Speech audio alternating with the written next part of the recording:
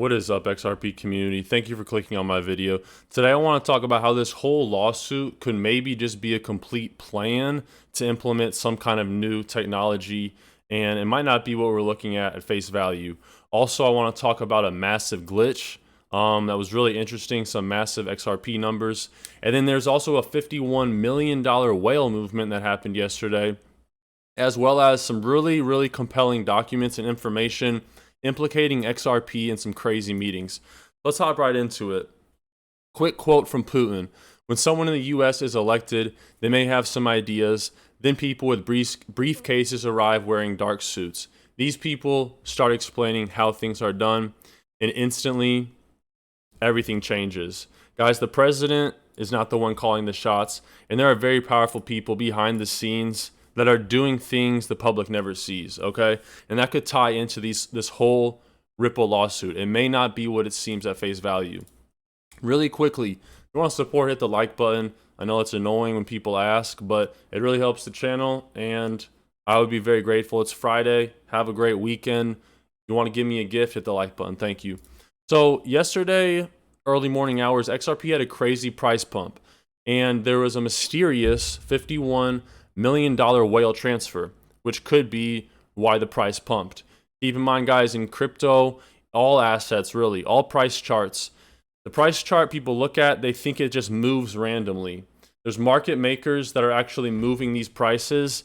So don't think of the market as something that just randomly moves. It is moved, okay, by these people with billions and billions of dollars. So XRP's price jumped 6%. The token's upside move occurred hours after its network processed 3 massive transfers worth $51 million, okay? This is amidst the Ripple Swell Global event, right? This is Ripple's yearly conference where they talk about XRP, Ripple, and all the developments the company's doing. All right, just want to bring your attention to that. Speaking of a glitch, Digital Asset Buy put this out. And if you look at the XRP charts, okay, this is where you can get the XRP data. You can see this number right here. It might be small on your screen. It says XRP ledger payment volume, right? How much volume is going through the XRP ledger in 24 hours, okay? Look at this number, $352 trillion, right? The price of XRP is proportional to the volume of the assets on the network, right? If we have $352 trillion going in 24 hours, that would be an insane price point for XRP. However, this could just be a glitch, but you never know. They could potentially be testing things behind the scenes. Kind of crazy. Every now and then we see these glitches. Like we've seen the price of XRP glitch before to like $20,000. Here we have $352 trillion in 24 hours, okay? Which is a lot of money, but for the banking system and all the assets, all that money, there's a lot more than 352 trillion. Now, this is a first. The SEC, for purposes of Daubert motions only, does not object to Ripple's request to seal identities of non-parties, identities of certain Ripple employees, personal financial information. I'm not a lawyer. I can't really break this down, but what I did want to talk about is it's a first to see the SEC is not objecting. Right? We've seen the SEC object to pretty much everything Ripple and XRP doing. So it's kind of interesting. For once, they're not objecting. Moving forward, okay, Lisa Zornberg is on fire in this motion to compel. But what really caught my attention, apart from the threat to subpoena SEC officials, is a meeting Ripple had with government agencies in October 2013. Look at who is on this meeting list. It is pretty crazy information. In October 2013, Chris Larsen, CEO of Ripple, made a presentation to the SEC and other regulators about Ripple and XRP. Indeed, it is undisputed, and the SEC admitted in response that representatives of Ripple met with the members of the SEC and other U.S. regulatory agencies. Look at who was at this meeting, okay?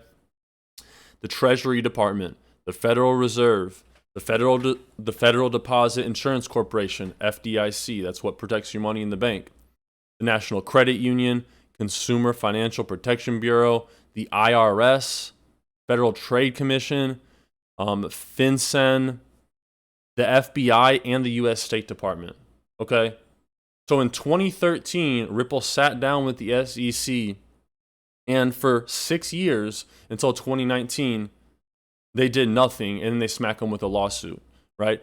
And look at these organizations that were at this meeting, not just your average type of meeting. What other blockchain companies that are as old as Ripple have this track record? Not many, right? Crazy influential organizations. And a little bit more of this stuff, okay? Check out this group, okay? This is in 2019, coordinating the introduction of global official sector stablecoins. Carney 2019 has raised the question of whether a globally coordinated systemic hegemonic currency could dampen the spillover shocks associated with the dominance of the US dollar as a reserve currency, right? The US dollar is the world reserve currency. Now, when the US dollar doesn't do well, it hurts the US people, right? Inflation's been kind of crazy, but people in third world countries and second world countries are even more hurt, right? Because they rely on the US dollar as the world reserve currency, and they get hurt even more, right? Look at Venezuela, okay? Essentially, they're saying to kind of help with these effects, you could have a systemic hegemonic currency, right? That's a mouthful. A systemic hegemonic currency could, for example, be a stable coin backed by a basket of deposits at different central banks, okay? It is possible that such a stable coin could be valuable for cross-border payments. Who does cross-border payments? Serving a function similar to that offered in the private sector by Ripple, a real-time gross settlement system currency exchange, and remittance network whose digital currency, XRP, leapfrogs slow and expensive correspondent banking. Okay?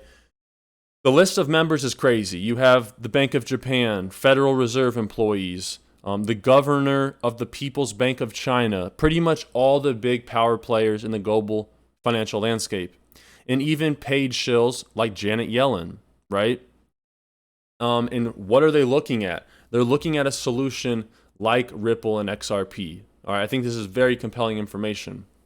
Moving forward, this is a blog post from Alibaba in 2017, okay, talking about the adoption of blockchain technology.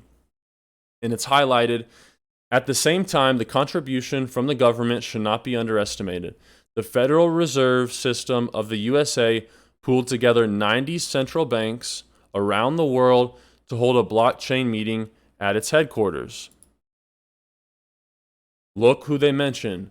They have the NASDAQ, JP Morgan, Citibank, UBS, Goldman Sachs.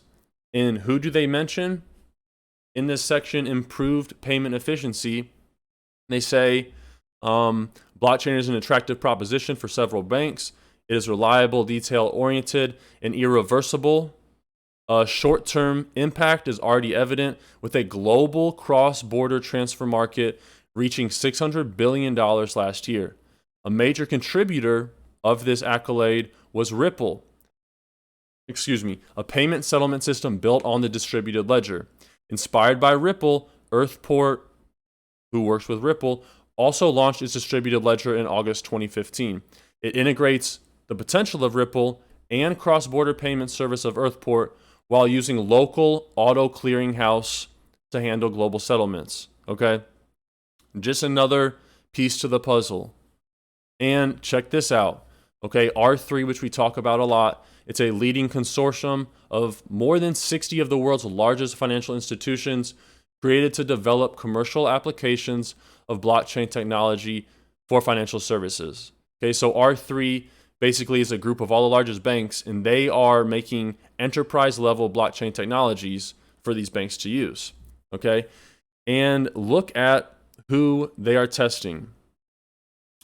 Ripple, a US-based provider of blockchain-based banking payments, said in a statement on Thursday that R3 and 12 of its member banks use Ripple's XRP currency in cross-border transactions to enhance liquidity in real time, creating savings as much as 60%. Okay? Banks run on money. When they can save money, they are going to choose to, right? you don't really have a better competitive advantage than XRP and Ripple when it comes to saving money. That's all banks care about. Now, here's a clip from 2016, the Cato Institute. And right here on the right, you have the founder of Ethereum, Joseph Lubin. He's a co-founder.